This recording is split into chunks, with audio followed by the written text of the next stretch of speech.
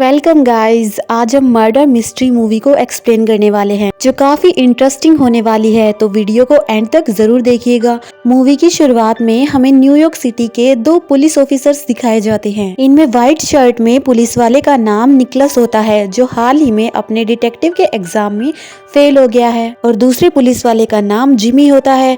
वो दोनों आपस में निकलस के एग्जाम के बारे में बातें कर रहे थे। इसके बाद हमें निक की वाइफ दिखाई जाती है जिसका नाम ऑड्री होता है, और ये एक हेयर ड्रेसर होती है जो कि अपनी मैरिड लाइफ से जरा भी खुश नहीं थी क्योंकि वो अपने हस्बैंड को बहुत बोरिंग मानती थी। और अब निक और जिमी अपनी वाइफ्स के साथ एक डिनर पार्टी के लिए जाते हैं क्योंकि आज निक और ऑड्री की 15th मैरिज एनिवर्सरी होती है, और निक अपनी वाइफ से ये बात छुपाना चाहता है कि वो डिटेक्टिव के एग्जाम में फेल हो गया है। और अब वो दोनों घर आ जाते हैं। अब घर आकर ऑड्री निक से कहती है कि तुम्हें नहीं लगता कि हमें शायद कहीं घूमने जाना चाहिए। इस पर निक भी सहमत हो जाता है क्योंकि वो ऑड्री को खुश देखना चाहता था। और अब वो दोनों एक यूरोप ट्रिप डिसाइड करते हैं और अगले ही दिन अपने ट्रिप के लिए निकल जाते हैं। वहीं फ्लाइट में निक सो जाता है। ऑड्री को भूख लगी थी और वो एक कैबिन में जाकर खाना खाने लगती है, लेकिन इसी दौरान उसके पास एक शख्स आता है। इसका नाम चार्ल्स होता है और ये काफी अमीर आदमी होता है। वो ऑड्री से एक सवाल पूछता है कि क्या तुम यूरोप ट्रिप पर जा रहे हो।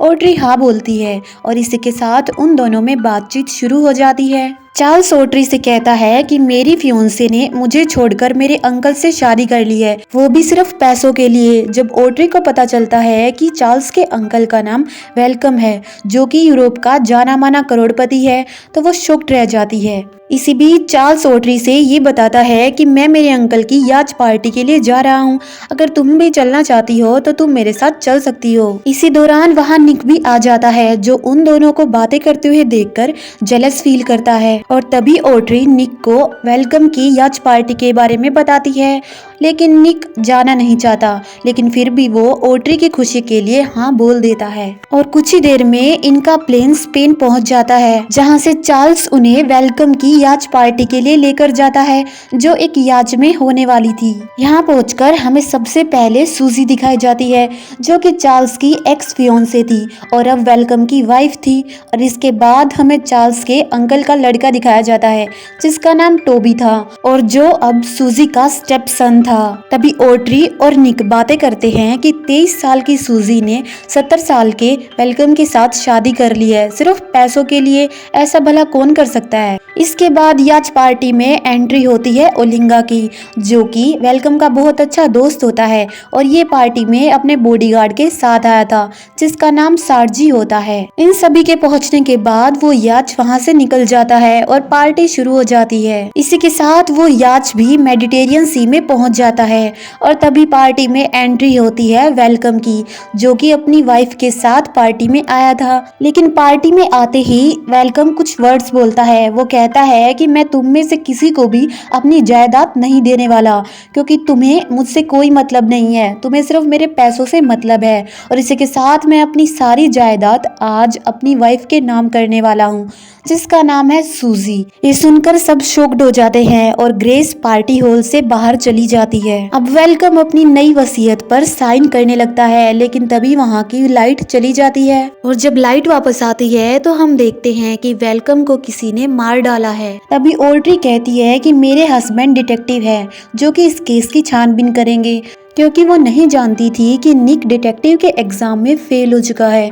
निक कहता है कि कोई अपनी जगह से नहीं हिलेगा। निक कहता है कि तुम सभी में से किसी एक ने खून किया है और इस केस की इन्वेस्टिगेशन शहर में पहुंचने के बाद ही होगी, लेकिन तब तक तुम सब अपने रूम से बाहर नहीं निकलोगे।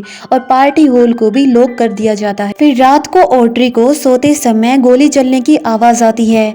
जब सभी लोग उस रूम तक पहुंचते हैं तो उन्हें पता चलता है कि वेलकम के बेटे टोबी ने खुद को गोली मार ली है। और तब निक उस रूम को भी बंद करवा देता है। और इसके बाद ये याच मोंटी कार्लो में पहुंच जाता है, और याच में मोंटी कार्लो की पुलिस आ जाती है और वहाँ एक डिटेक्टिव भी आता है और केस की इन्वेस्टिगेशन शुरू करता है। और वो एक एक करके सबको एक रूम में पूछताछ के लिए बुलाता है और सब अपनी अपनी कहानियां सुनाते हैं, लेकिन कोई भी मर्डर को कबूल नहीं करता। और लास्ट में बारी आती है ऑड्री और निक की। तब डिटेक्टिव उन दोनों को दिखाता है कि टेबी के सुसाइड नोट में ये लिखा है कि उसी ने उसके फादर का खून किया है। ऑड्री कहती है कि कोई टेबी को फंसा रहा है और टेबी तो ऑलरेडी मर चुका है और इसलिए वो अपनी सफाई भी नहीं दे सकता। इसके बाद डिटेक्टिव कहता है कि मुझे तो तुम दोनों पर शक है और शायद तुम दोनों ने ही वेलकम को मारा है। ऑड्री कहती है कि हम दोनों इस पार्टी में पूरी तरह से अनजान हैं। हम वेलकम को क्यों मारेंगे? वेलकम को मारकर हमारा कोई फायदा नहीं होने वाला है। डिटेक्टिव कहता है कि तो फिर तुम दोनों ने वेलकम को मारने की सुपारी ली होगी और अब मैं ये साबित करके रहूंगा कि तुम दोनों ने ही वेलकम का खून किया है और इसके बाद इस केस को बंद कर दूंगा। और अब ऑड्री और निक बातें करते हैं कि हमें किसी भी तरीके से खुद को बेगुनाह प्रूव करना होगा और अब वो दोनों पार्टी में मौजूद सभी आदमियों से पूछताछ करने लगते हैं और निक कार्लोस से बातें करता है। निक को पता चलता है कि कार्लोस के पिताजी वेलकम के लिए एक रेस में पार्टिसिपेट करते थे और वेलकम की वजह से ही उसके पिताजी का एक्सीडेंट भी हो गया था, इसलिए उसके पास अच्छी खासी वजह थी वेलकम को मारने के लिए। और जब ये बात निक ऑड्री को बता ही रहा था कि उनके रूम के नीचे एक एनवलप आता है जिसमें ये लिखा हुआ था कि रूम नंबर 802 में आ जाओ। इन दोनों को लगता है कि शायद ये उन्हें फंसाने के लिए ही कोई ट्रैप है, इसलिए निक एक लैंप उठा लेता है अपनी सेफ्टी के लिए। और जब ये दोनों रूम नंबर 802 में जाने लगते हैं तो पीछे से ओलिंगा का बॉडीगार्ड आ जाता है। यहाँ सार्जी उन दोनों को बताता है कि 1994 में किसी ने वेलकम पर बॉम्ब फेंक दिया था और इसी बीच ओलिंगा ने वेलकम को बचा लिया था अपनी जान पर खेलकर, लेकिन इसमें ओलिंगा को काफी चोट आई थी और वो 9 महीने तक कोमा में रहे। और जब ओलिंगा को होश आया तो उन्हें पता चला कि उनकी फियोंसे ने वेलकम से शादी कर ली है। सार्जी उन्हें बताता है कि कर्नल ओलिंगा की फियोंसे वेलकम के बच्चे को जन्म देते हुए मर गई थी और ओलिंगा को बहुत बुरा लगा।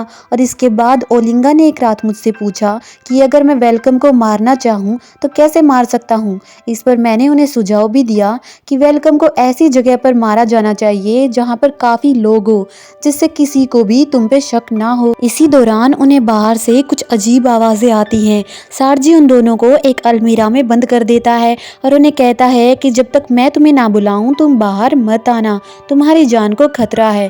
कुछ देर बाद वो दोनों बाहर आते हैं तो देखते हैं कि किसी ने सार्जी को मार दिया है और ये दोनों खिड़की से होकर अपने रूम में पहुंच जाते हैं। अब निक ऑड्री को बताता है कि मुझे लगता है कि सार्जी हमें बताने वाला था कि ओलिंगा ने ही वेलकम को मारा है, लेकिन इससे पहले ही किसी ने उसका खून कर दिया। पर ये काम ओलिंगा का नहीं हो सकता क्योंकि रूम से भागते वक्त मैंने ओलिंगा को उसके रूम में ब्रश करते हुए देखा था। तभी टीवी में न्यूज आती है कि ओलिंगा के बॉडीगार्ड का किसी ने खून कर दिया है और खून के सस्पेक्ट 2 शख्स हैं जिसका नाम निक और ऑड्री है और इन दोनों को मिलते ही अरेस्ट करने के ऑर्डर जारी हुए हैं।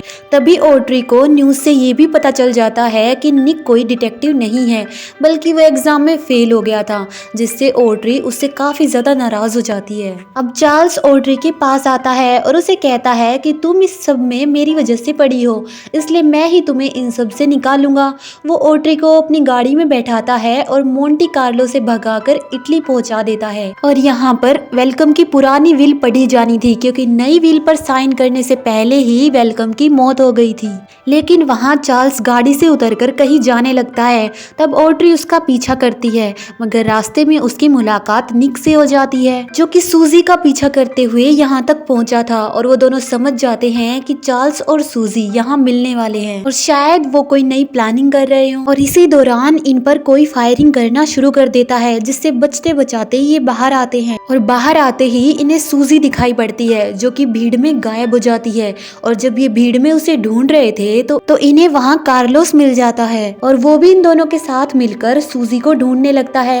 लेकिन तभी सूजी पीछे से आकर इन सबको गन पॉइंट पर ले लेती है पर अचानक से सूजी पर कोई एरो आकर लगती है जिससे उसकी मौके पर ही मौत हो जाती है। और पीछे देखने पर इन्हें एक मास्क में कोई शख्स दिखाई पड़ता है। निक और कार्लोस उस शख्स का पीछा करते हैं लेकिन वो स्कूटी लेकर वहां से भाग जाता है। ऑड्री देखती है कि सूजी मर चुकी है, लेकिन वहाँ लोगों ने वीडियो बना ली थी जिसमें सूजी के साथ निक और ऑड्री भी नजर आ रहे थे। उस वीडियो को देखकर डिटेक्टिव कहता है कि अब मुझे तुम्हारे खिलाफ सबूत मिल चुके हैं और तुम दोनों ही सबको मार रहे हो। अब निक और ऑड्री गाड़ी में बैठकर चार्ल्स से मिलने जाते हैं क्योंकि उन्हें लगता है कि इन सब के पीछे चार्ल्स का हाथ है। और जब वो चार्ल्स के रूम में पहुंचते हैं तो उन्हें पता चलता है कि किसी ने चार्ल्स को जहर दे दिया है और अब चार्ल्स भी मर चुका है। अब निक और ऑड्री बातें करते हैं और उन्हें कुछ भी समझ में नहीं आ रहा था।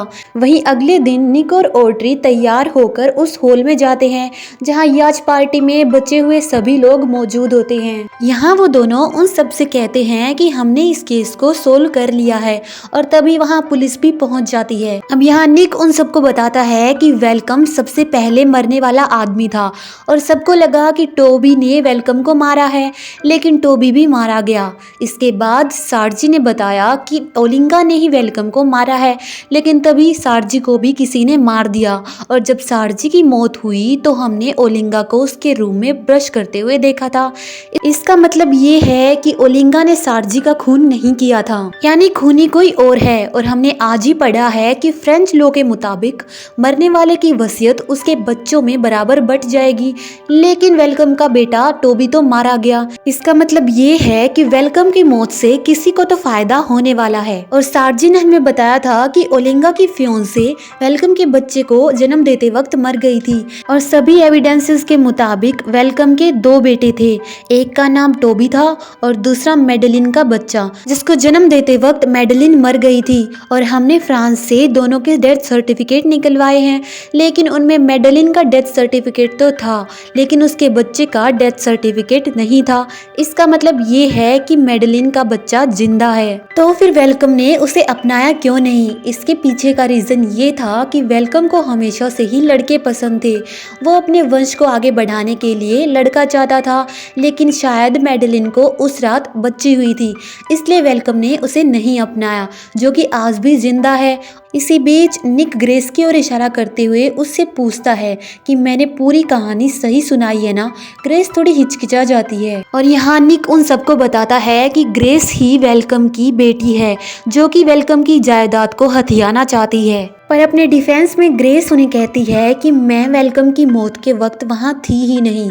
इस पर निक उसे कहता है कि शायद तुमने बाहर से लाइट ऑफ की होगी और तभी टैबी ने वेलकम को मार दिया ताकि तुम दोनों को उसकी जायदाद आधी आधी मिल जाए, लेकिन इसके बाद तुम लालच में आ गई और तुमने टैबी का भी खून कर दिया। निक कहता है कि इसके बाद जब मैंने और ऑड्री ने खुद को इनोसेंट प्रूव करना चाहा तो तुम हमें भी मारने वाली थी, लेकिन गलती से सार्जी मारा गया और इसके बाद तुमने हमें लाइब्रेरी में भी मारना चाहा और इसके बाद उस पार्टी हॉल के सामने, लेकिन वहाँ हमारी जगह सूजी मर गई। इसके बाद तुमने चार्ल्स को भी मार दिया क्योंकि वो तुम्हारी बजाय सूजी को लाइक करता था, लेकिन ग्रेस इन सब से मना कर देती है। इस पर डिटेक्टिव उन दोनों को कहता है कि तुम्हें अपनी बात साबित करने के लिए प्रूफ लाना होगा। तब ऑड्री डिटेक्टिव को बताती है कि उन्होंने उस मास्क वाले शख्स पर पत्थर से वार किया था, जिससे उसके सिर पर काफ़ी चोट आई थी और जब वो ग्रेस की हेड निकालती है तो उन्हें वो घाव दिख जाता है,